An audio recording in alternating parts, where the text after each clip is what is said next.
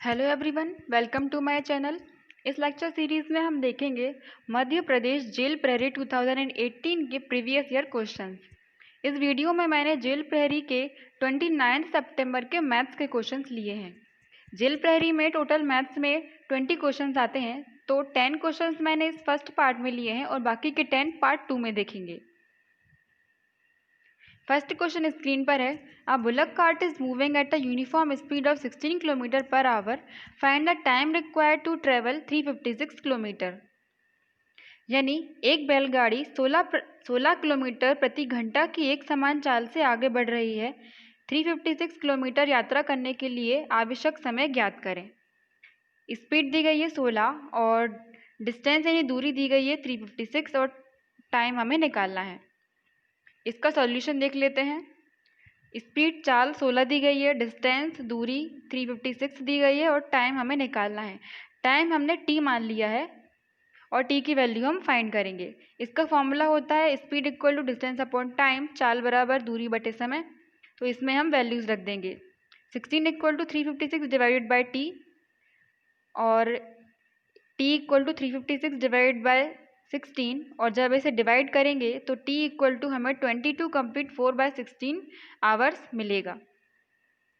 ये हमारा आंसर है 22 कंप्लीट 4/16 आवर्स। लेकिन क्वेश्चन में घंटे के साथ साथ मिनट भी निकालना है, यानी कि 21 आवर्स 70 मिनट्स, 22 आवर्स 15 मिनट्स, तो इस तरह से हमें मिनट भी निकालना पड़ेगा। यहाँ पर हमारा टाइम कितना है 22 कंप्लीट 4/16 आवर्स। तो हमें 4/16 जो है 4/16 को मिनट में बदलना पड़ेगा। एक घंटे में 60 मिनट होते हैं, तो 4/16 में कितने मिनट होंगे? तो 4/16 में हम 60 का इंटू करेंगे, 4 से ये 4 बार कटेगा और 60 कटेगा 4 से 15 बार, तो 15 मिनट हमें मिल जाएंगे। यानी हमारा टाइम निकल आएगा 22 आवर्स एंड 15 मिनट्स। ये हमारा राइट आंसर है। सेकेंड क्वेश्चन देखते हैं। The distance of a point -6 -1 from Y axis is. वाई अक्ष से बिंदु -6 -1 की दूरी है। यहाँ पर एक पॉइंट दिया गया है -6 -1 और इसकी वाई एक्सिस से वाई अक्ष से दूरी हमें निकालनी है। अगर जनरली ऐसे देखा जाए तो अगर कभी भी कोई पॉइंट दिया गया है और उसकी एक्स एक्सिस से या वाई एक्सिस से दूरी पूछी जाती है, तो हम जिस एक्सेस से पूछी है हम उसके अलावा जो दूसरी एक्सेस है, यानी कि देखिए यहाँ पर वाई एक्सेस से पूछी है तो हम उस पॉइंट में एक्स कोऑर्डिनेट देखते हैं और वही हमारा आंसर होता है। यहाँ पर -6 -1 है, एक्स कोऑर्डिनेट है हमारा -6 और वाई कोऑर्डिनेट है -1। यहाँ पर वाई अक्ष से दूरी पूछी है तो हमारा आंसर एक्स वाली चीज़ होगी, यानी कि एक्स कोऑर्डिनेट होगा -6। और दूरी कभी भी नेगेटिव नहीं होती है, पॉजिटिव होती है, हमेशा पॉजिटिव होती है, इसलिए इसका आंसर 6 होगा। अगर यहाँ पर एक्स अक्ष से पूछा जाता कि एक्स अक्ष से बिंदु -6 -1 की दूरी है, तो वो हमारा वाई वाला कोऑर्डिनेट होता तो -1 होता और आंसर होता 1। ग्राफ से भी हम इसका सॉल्यूशन देख लेते हैं। देखिए -6 -1 यानी कि दोनों नेगेटिव नेगेटिव हैं। ये थर्ड क्वाड्रेंट में आता है, ये पॉइंट थर्ड क्वाड्रेंट में आएगा, इसलिए यहाँ पर लिया गया है। फर्स्ट क्वाड्रेंट में हमारा पॉजिटिव पॉजिटिव होते हैं, दोनों पॉजिटिव पॉजिटिव होते हैं। सेकंड में नेगेटिव और पॉजिटिव, थर्ड में नेगेटिव नेगेटिव एंड फोर्थ में पॉजिटिव एंड नेगेटिव, इस तरह से होते हैं। अब ये क्वेश्चन -6 -1 दोनों नेगेटिव है, इसलिए थर्ड क्वाड्रेंट में लिया गया है। ये पॉइंट है, इस पॉइंट से वाई एक्सिस से दूरी पूछी गई है, यानी 0 0 से इसकी दूरी इस पॉइंट तक कितनी है वो हमें निकालना है। यानी 0 से -6 तक कितनी हुई -6, और दूरी नेगेटिव नहीं होती है, इसलिए इसका आंसर हो जाएगा 6। और अगर एक्स अक्ष से पूछी होती तो हम ये हिस्सा लेते, वो कितनी हो जाती -1, यानी कि 1। तो इसका राइट आंसर है 6। थर्ड क्वेश्चन देखते हैं। How many candy bars are there in a sack of 4 kilogram if a candy bar weighs 40 gram. यदि एक कैंडी बार का वजन 40 ग्राम है तो 4 किलो के थैले में कितनी कैंडी होंगी? कितनी कैंडी बार होंगे। यानी 40 ग्राम और 4 किलो। ग्राम और किलो यहाँ पर यूनिट्स अलग अलग दिए हैं, पहले यूनिट्स को सेम करना पड़ेगा। इसका सॉल्यूशन देख लेते हैं। एक कैंडी बार बराबर 40 ग्राम है, यानी कि एक कैंडी बार का वजन 40 ग्राम है, और हमसे पूछा है कि 4 किलो के थैले में कितनी कैंडीज बार होंगी। तो हम किलोग्राम को पहले ग्राम में बदलेंगे। आप ग्राम को किलोग्राम में या ग्राम को किलोग्राम में बदल सकते हैं, जिसमें ही बदलें, पर इसको मैं किलोग्राम में बदल रही हूँ। तो 1 किलोग्राम में 1000 ग्राम होते हैं, तो 4 किलोग्राम में कितने होंगे, 1000 × 4। 4 किलोग्राम इक्वल टू 4000 ग्राम। तो अब हमें क्या देखना है कि 4000 ग्राम के थैले में कितने कैंडी बार आएंगे। तो 4000 में अगर हम 40 का डिवाइड कर दें, 0 से 0 और ये 4 कटेगा 100 से, तो 100 हमारा आंसर हो जाएगा। 4000 ग्राम के थैले में 100 कैंडी बार होंगे। फोर्थ क्वेश्चन है, if a whale shark swims at a speed of 5 km/h, then how much distance does it travel in 3 hours? यदि एक व्हेल शार्क प्रति घंटे 5 किलोमीटर की चाल से तैरती है तो 3 घंटे में कितनी दूरी तय करती है। ये फर्स्ट क्वेश्चन जैसा ही है। इसमें स्पीड चाल दी गई है 5 और टाइम दिया गया है 3 घंटे और डिस्टेंस यानी दूरी निकालनी है d। इसका सॉल्यूशन देखते हैं। स्पीड यानी चाल दी गई है 5, समय दिया गया है 3 और डिस्टेंस यहाँ पर निकालनी है, तो डिस्टेंस हमने पहले d मान ली है। इसका formula speed equal to distance upon time, चाल बराबर दूरी बटे समय होता है। इसमें ही हम वैल्यूज रख देंगे। 5 इक्वल टू d/3, डिस्टेंस है d यहाँ पे, और क्रॉस मल्टीप्लाई करेंगे तो 5 × 3 इक्वल टू d मिलेगा और d हमें मिल जाएगा 15, यानी डिस्टेंस हमें मिल जाएगी 15 किलोमीटर। 15 हमारा राइट आंसर है। नेक्स्ट क्वेश्चन देखें, fifth. Preeti travels 40% of her journey by foot and the rest by bus. If she has to travel a distance of 80 km, then find the distance she travels by bus. प्रीति अपनी यात्रा का 40% पैदल और शेष बस द्वारा तय करती है। यदि उसे 80 किलोमीटर की दूरी तय करनी है तो उसके द्वारा बस से की गई यात्रा की दूरी ज्ञात करें। बस के द्वारा उसने कितनी दूरी तय की वह हमें निकालना है।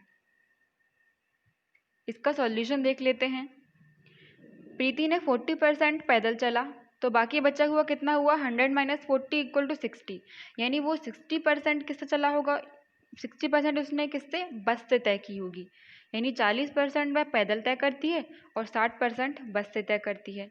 और कुल दूरी हमें दी गई है 80, यानी ये 80 क्या है, ये 100% है।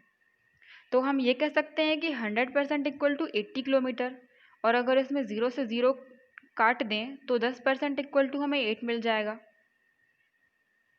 तो हमें 10% इक्वल टू 8 मिल चुका है। अब क्वेश्चन में पूछा है कि बस से तय की गई दूरी, बस से कितनी है, 60%। तो 60% की वैल्यू हम निकाल लें, तो बस से जो दूरी तय की गई होगी वो हम फाइंड कर लेंगे। तो 60, अगर 10% इक्वल टू 8 है तो 60% इक्वल टू कितना होगा, 48।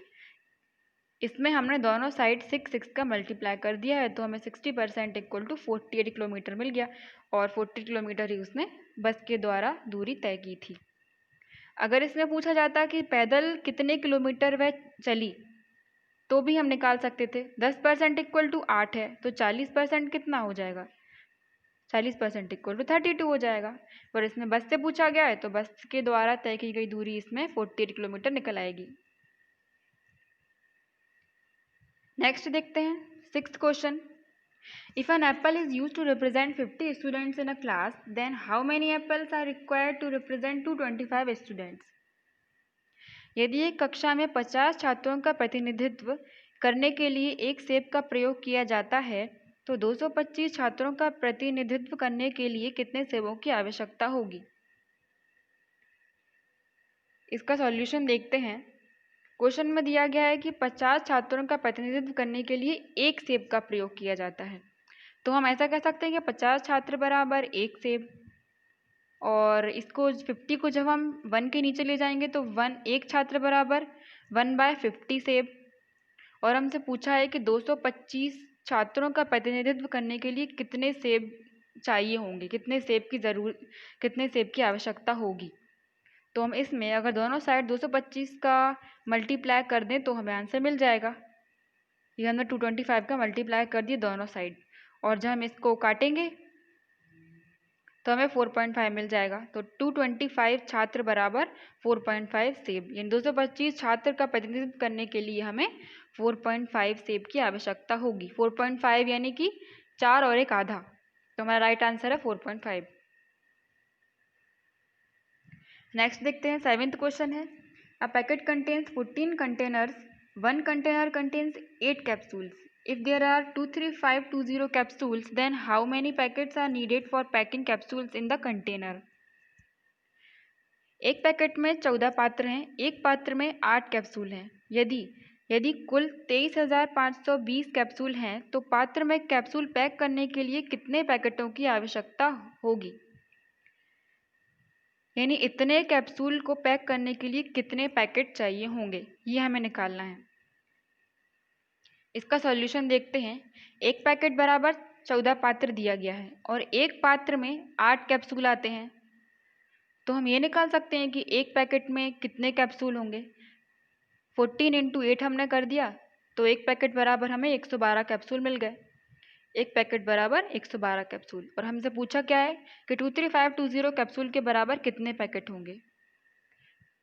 एक पैकेट बराबर 112 कैप्सूल, तो इसको हम ऐसा लिख सकते हैं कि 112 कैप्सूल इक्वल टू एक पैकेट, और जब हम 112 को 1 के नीचे ले जाएंगे तो एक कैप्सूल बराबर 1 डिवाइडेड बाय 112 पैकेट। अब अगर इसमें हम दोनों साइड 23520 का मल्टीप्लाई कर दें ये, और इसको जब काटेंगे 112 से इसको, तो हमें 210 मिल जाएगा। तो 210 हमारा राइट आंसर होगा, यानी 23520 कैप्सूल के बराबर होंगे 210। 210 हमारा राइट आंसर है। नेक्स्ट क्वेश्चन देखते हैं, what will be the units digit in the cube of 69853? 69853 के घन में इकाई का अंक क्या होगा। ये नंबर दिया गया है, इसका क्यूब घन करना है, और उसमें जो यूनिट डिजिट आएगी लास्ट में, यानी जो इकाई अंक होगा, वो हमें निकालना है। तो इस क्वेश्चन में क्या करते हैं, इसमें जो इकाई अंक है, यानी कि इसमें इकाई अंक यूनिट डिजिट क्या है 3, तो हम उसका क्यूब कर देते हैं। 3 का क्यूब क्या है 27, और 27 की यूनिट डिजिट इकाई अंक क्या होगा 7, तो 7 हमारा राइट आंसर है। यानी जो इसकी जो इकाई अंक है, इसका जो इकाई अंक है उसका घन करके उसमें जो हमें इकाई अंक मिल रहा है, जो यूनिट डिजिट मिल रही है, वो हमारा राइट आंसर होगा। अगर 3 की जगह यहाँ पर 5 होता तो 5 का हम करते क्यूब 125 होता। अब इसमें इकाई अंक कौन सा है, इसमें है 5, तो 5 हमारा आंसर हो जाता। ऐसे कुछ भी होता उसका हम क्यूब करते और उसकी यूनिट डिजिट देख लेते लास्ट में। तो इसका आंसर कितना है 7। नेक्स्ट क्वेश्चन देखते हैं 9th, choose the correct equation with variable, चर सहित सही समीकरण का चयन करें। तो इसमें इक्वेशन निकालनी है, समीकरण हमें बताना है इन चारों ऑप्शंस में समीकरण कौन सा है। चर सहित पहला ऑप्शन देखते हैं 30⁻x लेस देन 140, ये इक्वेशन नहीं है, ये इनइक्वालिटी है। सेकंड देखें तो ये भी इनइक्वालिटी है, इक्वेशन नहीं है। थर्ड 3 + 2x - 1 = 0, ये इक्वेशन है। और फोर्थ 3x + 120 लेस देन 180, ये भी इक्वेशन नहीं है, ये इनइक्वालिटी है। यानी इसका राइट आंसर है थर्ड। इक्वेशन में क्या ज़रूरी होता है, इक्वेशन में एक इक्वल का साइन होना चाहिए और दोनों पार्ट यानी कि लेफ्ट हैंड साइड और राइट हैंड साइड दोनों बराबर होते हैं, और उसमें जो वेरिएबल रहता है, जो भी वेरिएबल रहता है उसकी एक वैल्यू निकलती है, वो इक्वेशन होती है। जैसे इसमें वेरिएबल क्या है x, तो इसमें x की एक वैल्यू निकलेगी। 3 + इसकी वैल्यू निकालें तो 3 + 2x - 2 = 0 एंड 1, इसमें x की वैल्यू कितनी आ जाएगी -1/2, -1/2 इसकी वैल्यू आएगी, यानी एक वैल्यू निकल रही है, इसलिए हमारा राइट आंसर है थर्ड। 10th क्वेश्चन देख लेते हैं, लास्ट क्वेश्चन है, for which value of k the system of linear equation 2x + 3y = 2k and 5x plus ky equal to -2 has a unique solution. k के किस मान के लिए रैखिक समीकरण प्रणाली 2x plus 3y equal to 2k and एवं 5x plus ky equal to -2 के अद्वितीय हल हैं। यानी कि इसमें दो इक्वेशंस दी गई हैं, लीनियर इक्वेशंस, दो रैखिक समीकरण दिए गए हैं और उनका जब अद्वितीय हल होगा तो उसके लिए हमें k का मान ज्ञात करना है। इस तरह के क्वेश्चंस में इसमें पूछा गया है यूनिक सॉल्यूशन। इसमें तीन तरह से क्वेश्चन बन जाते हैं। जैसे इसमें पूछा गया है यूनिक सॉल्यूशन होगा तो k का मान क्या होगा। एक और तरीके से ये भी पूछ सकते हैं कि इनफाइनाइट सॉल्यूशन होगा, अनंत हल होगा तो k का मान क्या होगा। अगर और ये भी पूछ सकते हैं कि कोई हल नहीं, इन दोनों इक्वेशन का कोई भी हल ना हो तो k का मान क्या होगा। तो जो तीन केस बनते हैं सॉल्यूशंस के, पहले वो हम देख लेते हैं। Standard format of linear equations, रैखिक समीकरण का जो स्टैंडर्ड फॉर्मेट होता है ax plus b y plus c equal to 0, उस हिसाब से हमने दो इक्वेशंस यहाँ पर मान ली हैं। a1x plus b1y plus c1 equal to 0 और दूसरी इक्वेशन मान ली है a2x plus b2y plus c2 equal to 0। दो इक्वेशन हमने मान ली है। अब पहला केस हम देखते हैं यूनिक सॉल्यूशन। रैखिक समीकरण के तीन तरह से हल निकलते हैं, यानी समाधान निकलते हैं। तो पहला है यूनिक सॉल्यूशन, जिसको हिंदी में बोलते हैं अद्वितीय हल। इसमें क्या होता है, दो लाइन है तो दोनों लाइन एक दूसरे को किसी एक पॉइंट पर कट करती हैं, तो उन दोनों का एक सॉल्यूशन निकलता है। यानी एक पॉइंट पर कट कर रही हैं तो एक सॉल्यूशन निकलेगा, यूनिक सॉल्यूशन निकलेगा, अद्वितीय हल निकलेगा। ऐसे केस में क्या होता है, a1/a2 not equals to b1/b2 रहता है। सेकंड केस देखें तो इनफाइनाइट सॉल्यूशन, अनंत हल। इसमें क्या होता है, दोनों लाइन एक दूसरे पर ओवरलैप करती हैं, यानी वो एक पॉइंट पर नहीं कई जगह पर कट करती हैं, तो उनके कई सॉल्यूशन निकलते हैं, इनफाइनाइट अनंत हल निकलते हैं। ऐसे केस में क्या होता है, a1/a2 equal to b1/b2 equal to c1/c2, ये केस बनता है। और थर्ड देखें तो नो सॉल्यूशन, यानी ज़ीरो सॉल्यूशन, कोई हल नहीं। इस केस में क्या होता है, दोनों लाइन एक दूसरे के पैरेलल जाती हैं, यानी एक भी पॉइंट पर कट नहीं करती हैं। और जब कट नहीं कर रही हैं तो एक भी सॉल्यूशन नहीं निकलेगा, कोई भी सॉल्यूशन नहीं निकलेगा, यानी कि कोई हल नहीं होगा। और इस केस में क्या होता है, a1/a2 equal to b1/b2 not equal to c1/c2।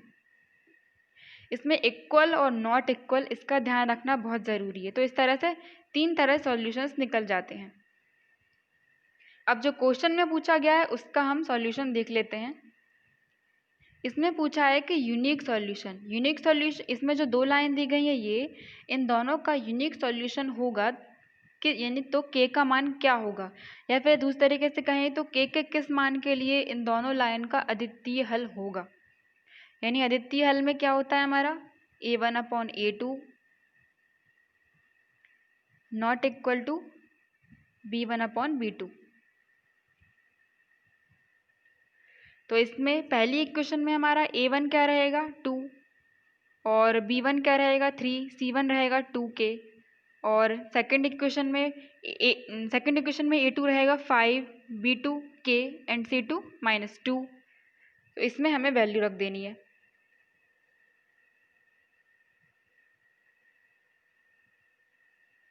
देखिए यूनिक सॉल्यूशन का ये केस होता है a1/a2 not equal to b1/b2। तो इसमें हमने वैल्यूज पुट कर दी, तो हमें 2/5 नॉट इक्वल टू 3/k मिला। क्रॉस मल्टीप्लाई करेंगे तो 2k नॉट इक्वल टू 15 मिलेगा and k not equal to 15/2 मिलेगा, यानी कि k नॉट इक्वल टू 15/2।